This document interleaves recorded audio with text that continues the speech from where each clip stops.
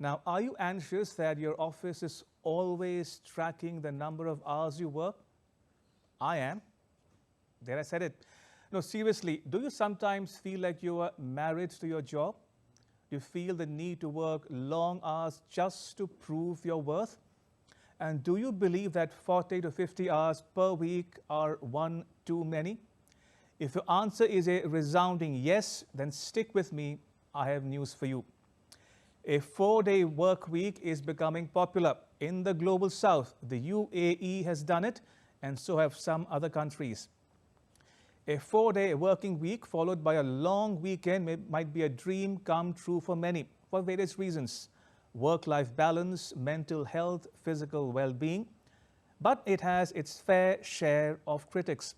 Some companies are not okay with it, and some governments remain skeptical. But believe me, the future is here. There's no denying that the concept of a 4-day working week is gaining traction globally. Harvard Business Review suggests that a 4-day work week allows more personal time. It helps to reduce stress. In 2020, 62% said they had experienced burnout often or extremely often in the previous 3 months. That number rose to 67% in 2021 when people said that stress and burnout had increased since the COVID-19 pandemic.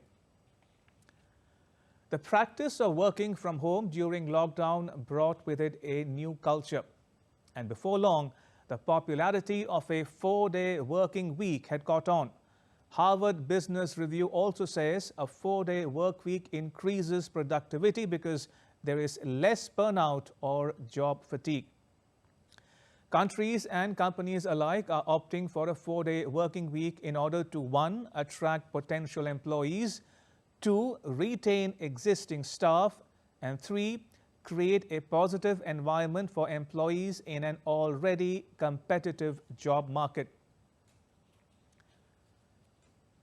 Now, the U.A.E. is the first country in the global south to adopt this practice. It introduced a 4.5-day work week in January 2022. The Emirate of Sharjah in the U.A.E. introduced a 4-day working week the same year. The national newspaper published from the U.A.E. reported that Dubai is doing a pilot project on a 4-day work week with shorter daily hours for government staff. It has decreased the working day to 7 hours for 15 government organizations between 12th August and the 30th of September. It's becoming popular in South America too. In April 2024, a new law came into effect in Chile. The labor code was amended to reduce the weekly working hours to 40 while maintaining full pay and no drop in productivity. It will enter into force gradually over 5 years. The government of Chile has promised incentives to companies that voluntarily make the switch in the interim. While we are talking about South America, Brazil is the first Latin American country to try out a 4-day week. The feedback was good, so much so that 46% of companies decided to permanently implement the model. The biggest trial of a 4-day working week took place in the UK in 2022. Most of the 61 companies that took part in it pledged to continue with the policy.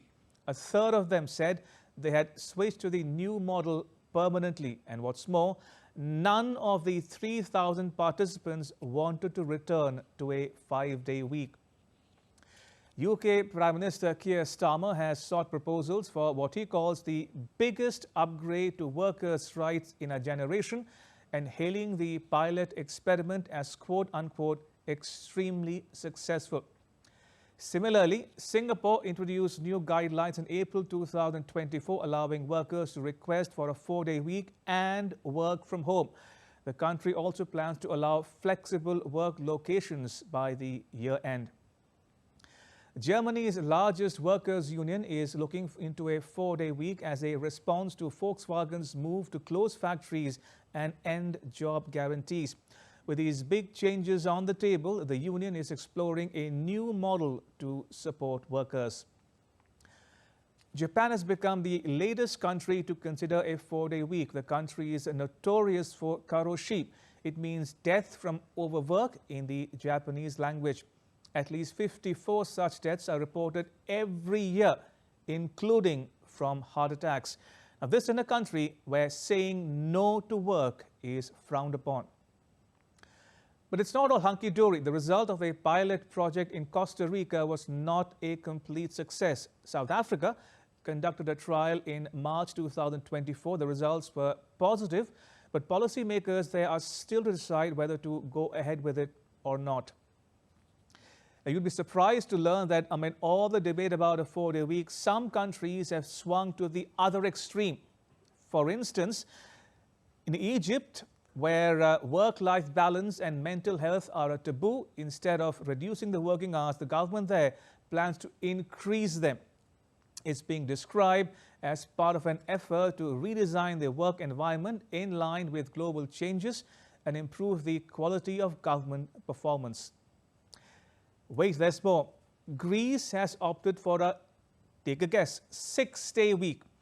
The Greek government is implementing a new 6-day work schedule which falls under its employment law to kickstart the country's economy that is still emerging from the wreckage of Europe's worst financial crisis in decades. In India, Infosys founder and billionaire N.R. Narayana Murthy urges young people to work for 70 hours a week. He argues that India's work productivity is one of the lowest in the world.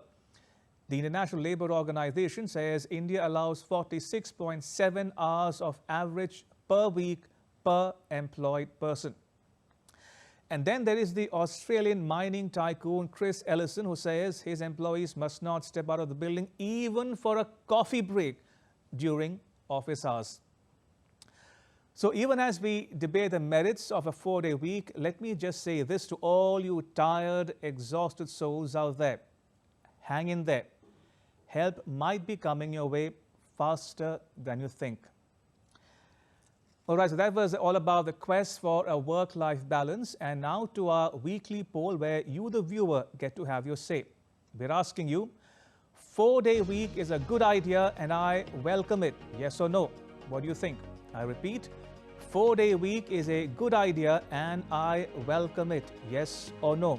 Tell us what you think. You can post your replies on our social media accounts on Facebook, X and Instagram.